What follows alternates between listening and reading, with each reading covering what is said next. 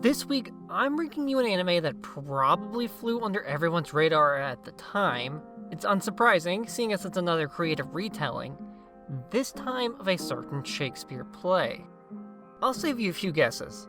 It's not Romeo and Juliet, Hamlet, entirely, Macbeth, or A Midsummer Night's Dream. This anime, Zetsuen no Tempest, Blast of Tempest, is based on Shakespeare's The Tempest. It's not taught in schools very often, or at all that I'm aware of, which is unfortunate as this is an excellent play. So before I begin, check out my recent shorts. If you like what's going on here and want to see more, hit subscribe, drop a like, and leave a comment. And now, here is my full set of notes for this particular anime. There's a reason why I'm the best channel on YouTube for this type of content. Blast of Tempest is centered around the death of Fuwa Mahiro's sister, Fuwa Aika. After enlisting the help of a mage, Hakase Kusuribe, he sets out with his childhood friend Yoshino Takigawa to discover Aika's killer, but is hindered by the efforts of Samon, the head of the Kusuribe clan, in his attempt to revive the Tree of Exodus. Although inching closer to the truth behind Aika's death, Mahiro and Yoshino find themselves caught and struggle to find not only closure, but the secrets behind the Tree of Exodus and the Tree of Genesis. With the world inching closer to annihilation, the truth behind Aika's death could be what turns the whole thing on its head. The anime starts slow, as do most 20-plus episoders, but we don't get our first real taste of the Tempest until we meet Hakase, stranded on an island in the middle of the ocean. However, I should explain the difference between a comedy and a tragedy in Shakespeare's plays. A comedy ends well, a happy ending, a good story. A Midsummer Night's Dream is an example of a comedy. However, on the opposite end of the spectrum, we have tragedies. Romeo and Juliet and Hamlet are both tragedies as they end with a tragedy of some sort. In Romeo and Juliet, Juliet takes her life alongside Romeo as the play ends in tragedy, both characters having taken their lives.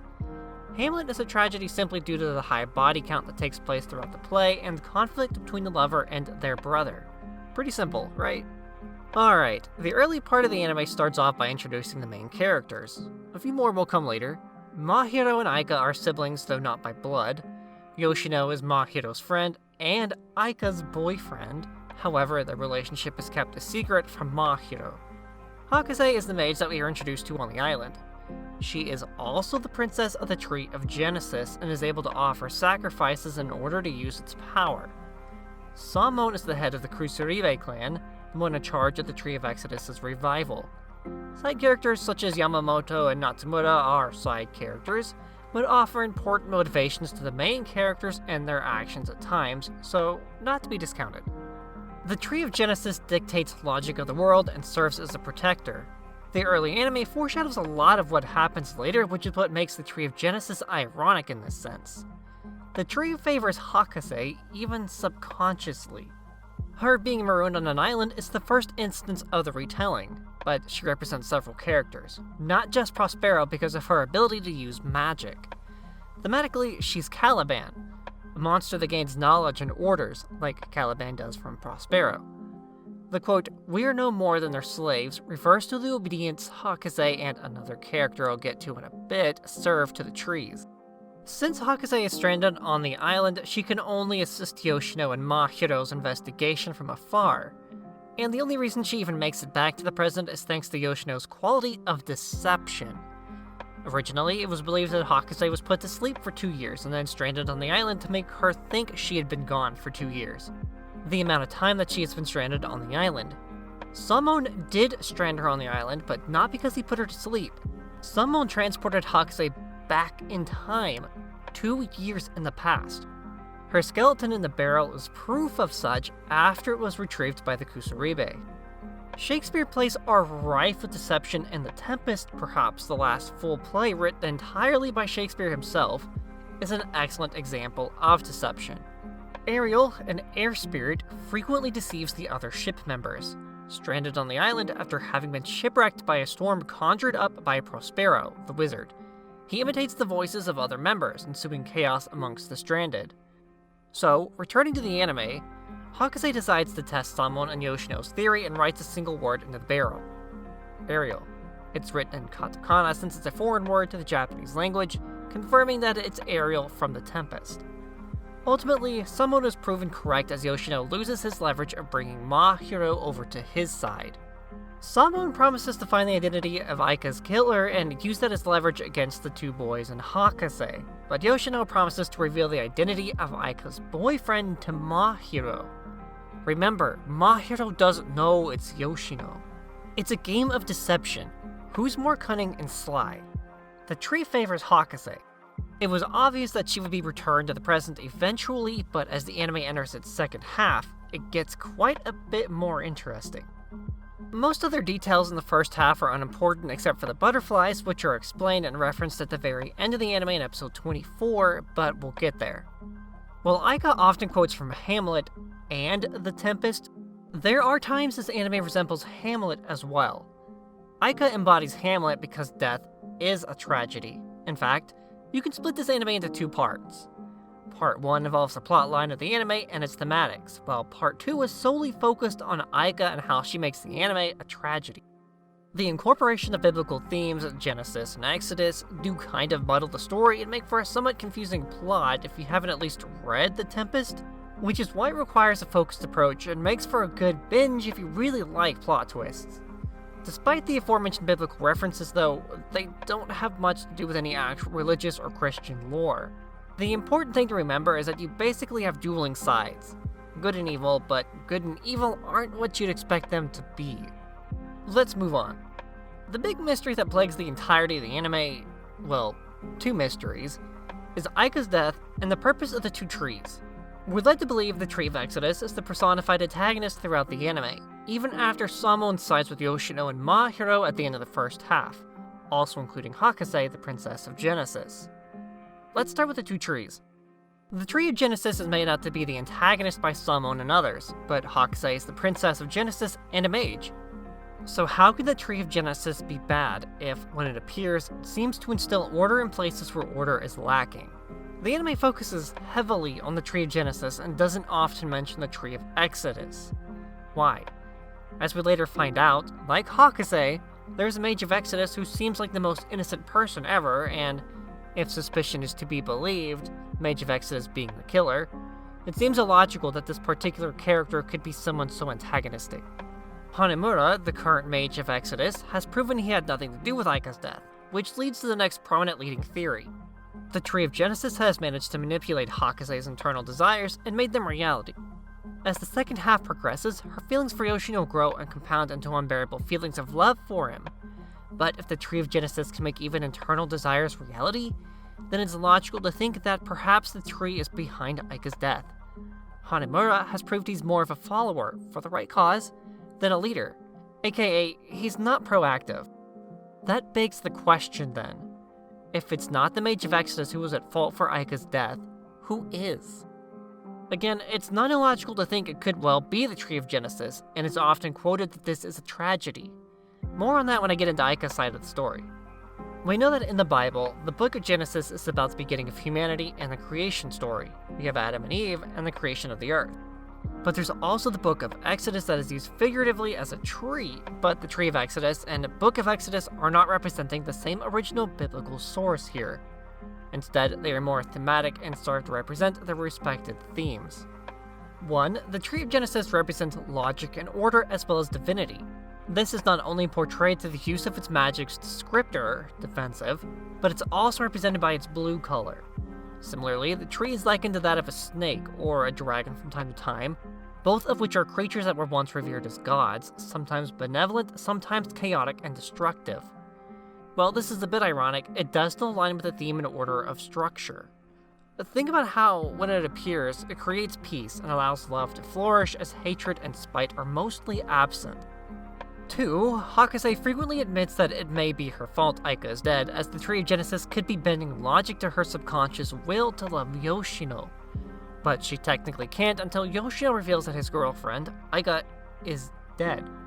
Whereas Yoshino represents calm and order throughout much of the anime, once she returns from the past, it's like the Tempest Prospero conjured up, stranding the passengers of the ship into the Tempest. Hakase represents both order and illogic in this sense. She is two parts, order and chaos. Just like Caliban is half monster and half human, This makes Hakase a monster as well. The Tree of Exodus, for one, represents uncertainty and chaos. The tree itself is shrouded in mystery, and its true intentions are never fully understood. This tree represents Mahiro more than anyone, but it's also a direct representation of his sister, Aika.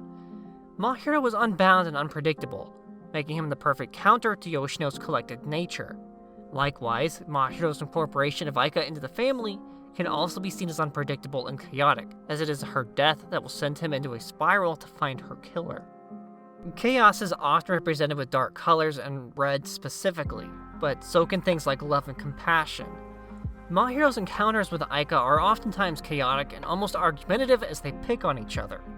So, while no direct references or strong ties to the Tempest are made here, it's of note that the tragedy of Hamlet is what plays a stronger role here instead. When Aika is found dead inside their home, her lover and her brother reunite, portraying the Shakespearean characters Horatio and Hamlet. Horatio is quoted often and is the friend of Hamlet. Hamlet, however, is Ophelia's lover and the protagonist of the tragedy. Aika represents Ophelia as Mahiro is Hamlet. With that understanding and an idea of the symbolism behind the two trees, let's talk about the second piece to the anime, Aika. I'll be revealing major plot details from this point on, so fair warning. Seeing as the color red often represents chaos, we know the Tree of Exodus represents chaos and disorder, a stark contrast to the Tree of Genesis. When we look at the way Aika's death is presented, it's as a tragedy, yes, but the spiraling patterns of her blood are beautiful and almost mesmerizing. They are beauty and chaos, a light in the dark. Why is that? Furthermore, her position on the back of the chair, white dress, and expression signals an unnatural murder, if her life was indeed taken by someone's hand other than her own. This is done multiple times, but it is most compelling in episode 21 when Hakase finds her beautifully posed on the back of the chair. Let's rewind to the start of episode 20. Hakase does indeed travel back in time from the present day, in case you were wondering. This is the same method used to return her from the island at the midpoint of the anime. The possibility still remains that Hakase is the culprit of Aika's murder, a lashing out and a fitted desire for Yoshino. This could be a future version of Hakase in the past. There is simply no way to know until she enters Aika's timeline, but here's where the plot thickens, as they say. Hakase meets Aika almost as soon as she's back in the city. Earlier in the episode, Ariel's name is shown for the final time, reminding the viewer that deception still plays a major role in the climax of the anime. This is the anime's biggest and most profound turning point. What everyone assumed was the benevolence of the Tree of Genesis is quickly extinguished when Aika reveals herself as the Mage of Exodus, explaining to Hakase that if the Tree of Genesis is not destroyed within 10 years, it will annihilate humanity. Civilization will be reset. This lines up with the current hypothesis agreed upon by Samon and the others. Earlier, I mentioned tales of serpent-like creatures, snakes, and dragons, being revered as gods, and the Tree of Genesis being likened to such. This supports the theory of past civilizations also contending with the tree, ultimately failing and being wiped out, but there is skepticism. It's this very skepticism that is the reason Aika inevitably has to take her own life. She spent years deceiving everyone, even her own brother and boyfriend, and even after her own death.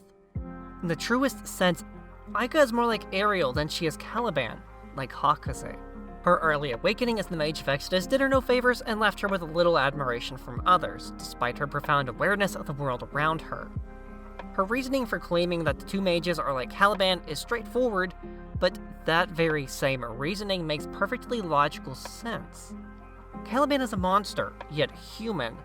The two trees are foreign objects, and like Caliban, the two girls gained special orders and knowledge from the trees.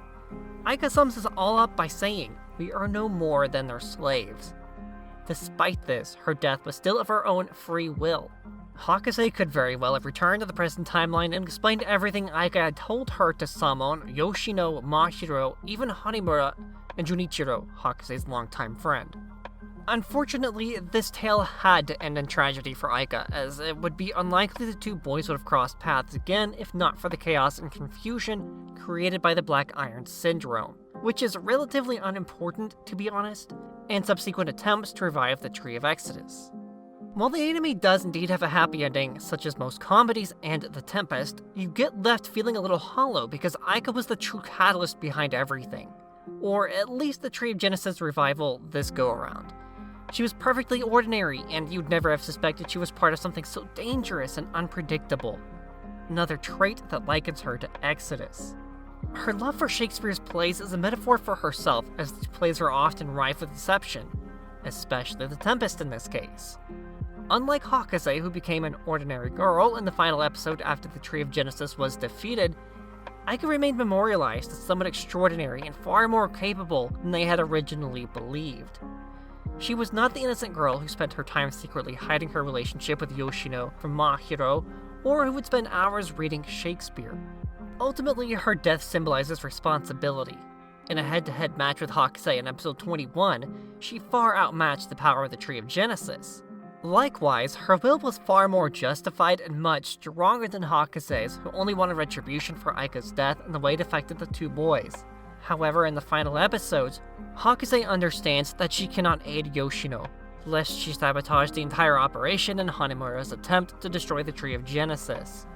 When he is finally equipped with the Blade of Exodus, it's logical to think that Aika's heart was interlaced with the soul of the blade, thus allowing Hanamura to defeat the Tree of Genesis. But who would have guessed? An innocent Shakespeare-loving girl was really someone else entirely.